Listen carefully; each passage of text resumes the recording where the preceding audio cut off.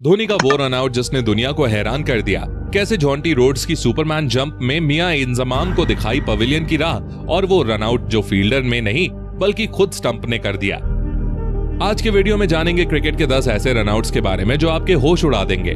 तो चलिए वीडियो को शुरू करते हैं। नंबर 1 दोस्तों, ये मौका इंग्लैंड और पाकिस्तान के बीच चल रहे एक ओडीआई मैच का था। आदिल रशीद की बॉल पर सरफराज अहमद लेग साइड की ओर टैप करते हैं। अब सरफराज तो समय रहते समझ जाते हैं कि भाई यहां सिंगल नहीं हो पाएगा, लेकिन अपने किंग बॉबी कुछ ज्यादा ही आगे निकल चुके थे। Wicket keeper Jos Buttler ball को आदिल रशीद की ओर फेंकते हैं, लेकिन वो कुछ दूर रह जाती है। रशीद ऐसी पोजीशन में पहुंच चुके थे जहां स्टंप्स उनके पीछे की ओर था। वो जानते थे कि अगर उन्होंने मुड़ने में टाइम वेस्ट किया तो बाबर क्रीज पर पहुंच जाएंगे। फिर क्या था, उन्होंने उसी पोजीशन से स्टंप्स पर निशाना लगा दिया और बाबर आजम को पवेलियन का रास्ता दिखा दिया। नंबर 2 दोस्तों, भारत और न्यूजीलैंड के बीच मैच चल रहा था और इंडिया विकेट के लिए बहुत ज्यादा स्ट्रगल कर रही थी। बुमराह की एक इन स्विंगर बॉल टेलर की बॉडी से टकराती है, पर नॉन स्ट्राइकर्स एंड पर खड़े हेनरी निकल्स क्विक सिंगल लेना चाहते थे। बॉल विराट कोहली की ओर जाती है और वो एक झटके में शेर की तरह झपट्टा मारते हुए बॉल को उठाते हैं और स्टंप्स पर दे मारते हैं। विराट कोहली के इस रनआउट ने खेल का रुख पलट दिया और बेहतरीन फॉर्म में दिख रहे हेनरी निकल्स को पवेलियन का रास्ता दिखा दिया। नंबर 3 दोस्तों, श्रीलंका और जिम्बाब्वे का टेस्ट मैच चल रहा होता है। श्रीलंकन बैट्समैन बॉल को ऑफ साइड की ओर हिट करता है और क्विक सिंगल के लिए भागता है।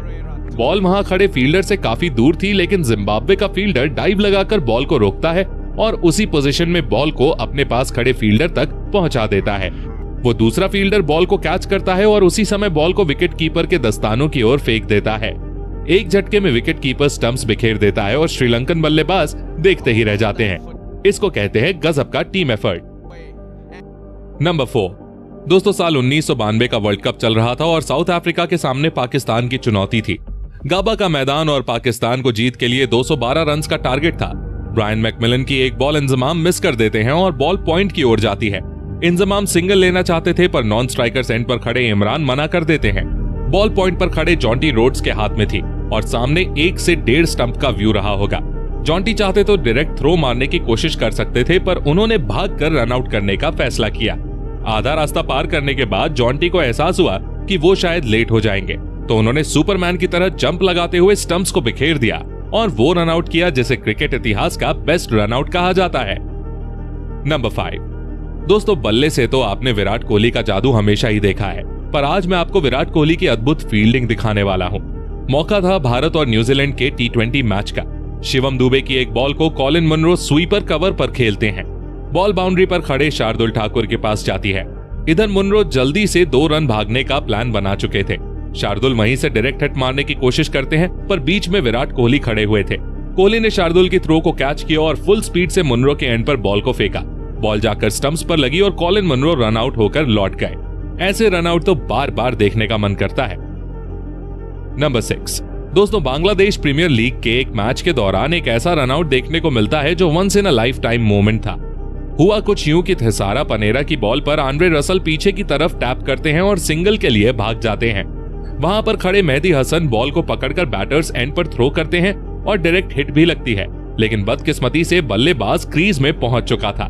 स्टंप से लगकर बॉल अपनी डायरेक्शन बदलती है और सीधे जाकर नॉन स्ट्राइकर्स एंड वाले स्टंप से टकरा जाती है। अब इसे किस्मत कहो या कोइंसिडेंस, वहां आंद्रे रसल अभी तक क्रीज पर नहीं पहुंचे थे और इस तरह वो रन आउट हो जाते हैं। अब भाई इसका क्रेडिट आप फील्डर को देंगे या स्टंप्स को, ये हमें कमेंट करके बताओ। नंबर 7 दोस्तों, पाकिस्तान और ऑस्ट्रेलिया के बीच मैच चल रहा था और ऑस्ट्रेलिया की ओर से क्रीज पर थे बेन मैकडरमॉट। ऑस्ट्रेलिया को तेज रन की जरूरत थी और ऐसे में मैकडरमॉट एक रिस्की सिंगल लेने भागते हैं। लेग साइड पर खड़े फकार जमान बॉल को डाइव लगाते हुए पकड़ते हैं और बिना कोई निशाना लगाए अंदाजे से बॉल को स्टंप्स की तरफ फेंक देते हैं, पर किस्मत से ये सीधी स्टंप्स पर लगती है और बेन मैकडरमॉट रन आउट हो जाते हैं। वैसे दोस्तों, आपको बता दूं कि ऑस्ट्रेलिया और पाकिस्तान की उस सीरीज में बेन मैकडरमॉट 3 बार बैटिंग करने आए थे और तीनों बार वो रन आउट होकर लौटे थे। मतलब कुछ ज्यादा ही बेसब्री है बंदे में। नंबर 8 दोस्तों, इंग्लैंड और ऑस्ट्रेलिया का मैच चल रहा था। इंग्लिश बैट्समैन स्क्वायर की तरफ शॉट लगाता है और भागना शुरू कर देता है। बॉल वहां पर खड़े कैमरन वाइट से काफी दूर थी, लेकिन वो बेहतरीन डाइव लगाकर उसे रोक लेते हैं। इधर इंग्लिश बैट्समैन बीच में फंस चुके थे कि रन भागें या नहीं। इतने में कैमरन वाइट उसी अनस्टेबल पोजीशन में स्टंप्स की ओर थ्रो करते हैं और किस्मत से बॉल स्टंप्स पर लग भी जाती है। भाई ये रन आउट तो सच में गजब का था। नंबर 9। दोस्तों, वो डायलॉग तो आपने सुना होगा, चीते की चाल, बाज की नजर और बाजीराव की तलवार पर कभी संदेह नहीं करते, कभी भी मात दे सकती है। इस लिस्ट में आप रविंद्र जडेजा की फील्डिंग को भी ऐड कर सकते हो। मौका था भारत और ऑस्ट्रेलिया के मैच का। कुलदीप यादव की बॉल पर उस्मान ख्वाजा ऑफ साइड की ओर शॉट मारते हैं, लेकिन गलती उनसे ये हो गई कि बॉल जडेजा के पास गई थी और उन्होंने रन लेने की जरूरत कर दी। जडेजा ने जल्दी से बॉल को पकड़ा और स्टंप्स की तरफ फेंक दिया। बीच में खड़े कुलदीप यादव साइड हुए और निशाना सीधा स्टंप्स पर लगा, और इस तरह सर जडेजा ने उस्मान ख्वाजा को पवेलियन की राह दिखा दी। शायद वो भूल गए थे कि फील्डर कौन है। नंबर 10। अब मैं आपको दिखाता हूं धोनी का no look run out. New Zealand के batsman Ross Taylor leg side की ओर शॉट मारते हैं। वहां पर 2 रन्स आराम से लिए जा सकते हैं। रॉस टेलर का भी कुछ ऐसा ही इरादा था। बाउंड्री पर मौजूद फील्डर बॉल को वापस फेंकता है। रॉस टेलर क्रीज से कुछ इंचेस दूर थे और धोनी के पास रन आउट करने के लिए बिल्कुल भी समय नहीं था।